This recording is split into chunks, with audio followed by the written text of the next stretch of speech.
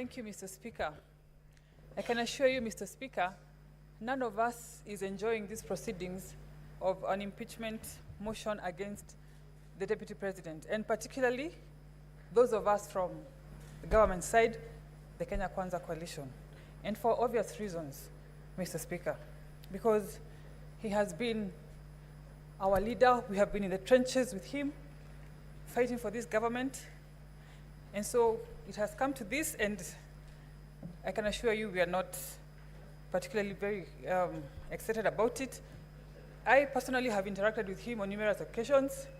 If you look in the internet, Mr. Speaker, you will see photos of me dancing with the Deputy President, Mr. Speaker. I have followed these proceedings very keenly. All the 11 counts,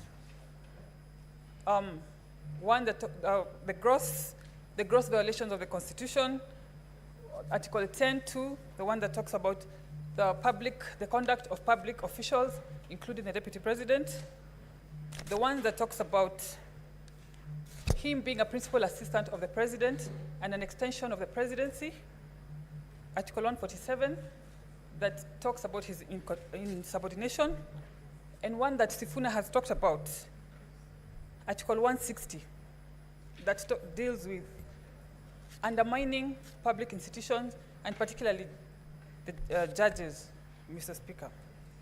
I have been born and grown up in Nairobi County, in Eastlands particularly. And where I come from, when we grow up, we are not even aware of each other's tribe. Our neighbor could be from any other tribe. And so when I hear the Deputy President talking and allocating shares to citizens, I am aware that he's excluding more than half the population of Nairobians from service delivery, the same people that me and Sifuna are always here fighting for, every day, for allocations and for services, Mr. Speaker.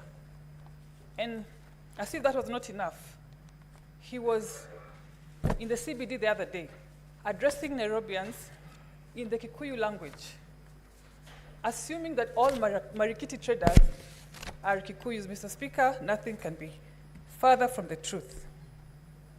And sowing seeds of tribalism in Nairobi is very, very dangerous. If you have seen the slum setup, where people live together, all tribes together, I do not want to imagine if you sensitize these people and make them aware of their tribes and their lack of shares in their own country, Mr. Speaker. And finally, in future, I want to call upon presidential candidates to make it a very critical attribute of their running mates, to have political maturity and to have a national outlook, Mr. Speaker. Because to some extent, we want to put some blame on the president, because we are wondering what he looked at when he picked his running mates. Thank you, Mr. Speaker.